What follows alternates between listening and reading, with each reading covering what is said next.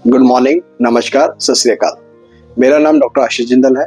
मैं as a urologist यहाँ पर काम कर रहा हूँ। आज मैं आपको इनकॉन्टिनेंस, यूरिन लीक, जो कि फीमेल्स में काफ़ी ज़्यादा मेजर दिक्कत वाली बात है, उसके बारे में कुछ आपको बताना चाहूँगा। यूरिन इनकॉन्टिनेंस का मतलब क्या होता है कि पेशेंट का यूरिन लीक हो जाता है। अब फीमेल में यूरिन इनकॉन्टिनेंस 2 या 3 टाइप की होती है। फर्स्ट होती है अर्ज इनकॉन्टिनेंस। अर्ज इनकॉन्टिनेंस का मतलब होता है कि पेशेंट जो है वो यूरिन कंट्रोल ही नहीं कर पाता है। जैसे उसका ब्लैडर फुल होता है, उसको इमीडिएटली बाथरूम में भागना पड़ता है।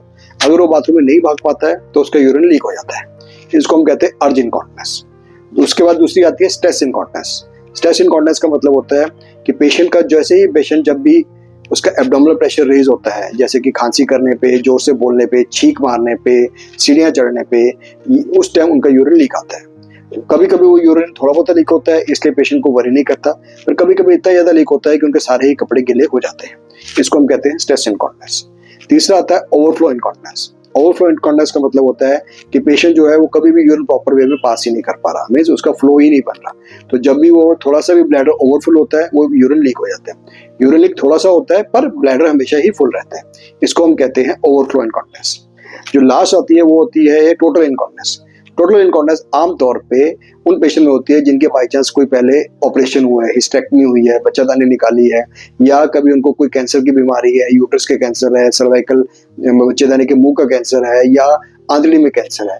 उस केस में कभी कभी जो पेशाब की थैली है वो उसका जो रास्ता है वो वेजाइना से, जिसको हम योनि कहते हैं, उसके साथ जुड़ जाता है, या कभी कभी वो जो रास्ता है वो यूट्रस से, मीन्स जो बच्चादानी है उससे जुड़ जाता है। तो उससे क्या होता है कि जो पेशेंट है अपने आप यूरिन पास कर रहा था, उसके अलावा उसका सारा टाइम यूरिन लीक होता रहता है। अब इन सभी इनकॉन्टिनेंस की ट्रीटमेंट जो अलग अलग होती है। अगर मैं अर्ज इनकॉन्टिनेंस की बात करूं, अर्ज इनकॉन्टिनेंस में जनरली हम कुछ टेस्ट कराते हैं, जिसमें यूरिन टेस्ट होता है देखने के लिए इन्फेक्शन तो नहीं है।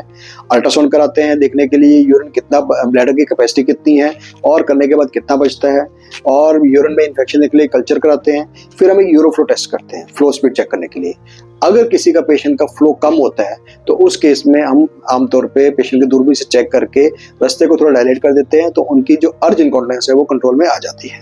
पर अगर उनका फ्लो अच्छा है तो कई बार न्यूरोजेनिक ब्लैडर होते हैं जिनमें ब्लैडर की पावर बढ़ जाती है, जिसकी वजह से यूरिन जो है फ्लो जो है वो उनका कंट्रोल नहीं होता, उनका पेशाब लीक हो जाता है। तो ऐसे केस में जनरली हम मेडिसिन देते हैं और वो उनको इम्प्रूवमेंट हो जाती है। बहुत ही रेयर चांस होता है कि अगर मेडिसिन से भी उनकी इम्प्रूवमेंट ना हो तो हमारे को एक इंजेक्शन जो है ब्लैडर में इंस्टिल करना पड़ता है, जिसकी वजह से उनका जो अर्ज इनकॉन्टिनेंस है वो कंट्रोल में आ जाता है। अब जो स्ट्रेस इनकॉन्टिनेंस है, स्ट्रेस इनकॉन्टिनेंस जैसे कि मैंने बताया कि खांसी करने पे, जोर से छींक मारने पे, या ज्यादा जोर से बोलने पे, सीढ़ियां चढ़ने पे यूरिन लीक होता है। हम उस पेशेंट को पहले एग्जामिन करते हैं।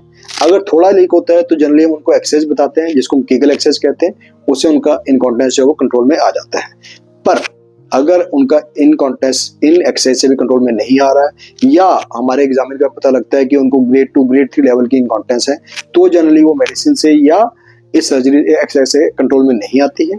तो इस केस में हमारे को उनकी एक सर्जरी करनी पड़ती है, जिसमें हम एक मैश लगा देते हैं यूरिन के रास्ते पे, जिससे कि उनका जो यूरिन कंट्रोल होना है वो कंट्रोल में आ जाता है। तीसरी चीज होती है टोटल इनकॉन्टिनेंस। टोटल इनकॉन्टिनेंस का कई कारण होते हैं कि पेशेंट का रास्ता बंद हो गया है इसलिए उनको इनकॉन्टिनेंस हो रही है, तो उस केस में हम दूरबीन से चेक करके रास्ते को ओपन करेंगे तो रास्ता ठीक हो जाता है और पेशेंट फ्लो करना पास करना शुरू कर देता है।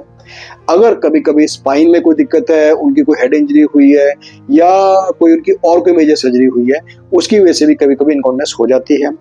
अगर हाइपोएक्टिव ब्लैडर होता है, it is a most difficult thing to treat, ये सबसे मुश्किल होता है। तो इस केस में हम मेडिसिन शुरू करते हैं, तो नॉर्मली पेशेंट्स को मेडिसिन से आराम मिलने का चांस होता है।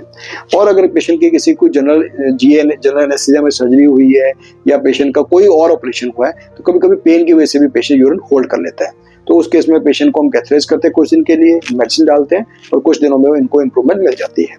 जो लास्ट है जिसको हम टोटल इनकॉन्टिनेंस कहते हैं, टोटल इनकॉन्टिनेंस का हमें रीजन देखना पड़ता है कि उनको इनकॉन्टिनेंस क्यों है। किसी कैंसर की वजह से रास्ते आपस में जुड़े हैं, या उनकी कोई सर्जरी हुई है, जैसे कि यूट्रस रिमूवल, सिजेरियन हुआ है, कोई भी चीज हुई है, तो उस केस में हमारे को प्रॉपर डायग्नोस बनाने के लिए कभी कभी सीटी स्कैन करना पड़ता है, सिस्टोस्कोपी करके देखना पड़ता है, और 3 स्वैब टेस्ट होता है, उससे हमें पता लग जाता है कि इनकॉन्टिनेंस कहाँ पे है। Depending on the level of incontinence, means kidney की ट्यूब जिसको यूरेटर कहते हैं वो बच्चादानी से जुड़ी है, या जो ब्लैडर है वो बच्चेदानी से जुड़ा है, बच्चेदानी का मतलब योनि से जुड़ा है, वजाइना से जुड़ा है, या कभी कभी यूट्रस ही बच्चेदानी से उड़ जाती है। तो डिपेंडिंग ऑन दैट हम उनका ऑपरेशन करते हैं और उनका रिपेयर करते हैं, तो उनकी जो इनकॉन्टिनेंस है वो ठीक हो जाती है।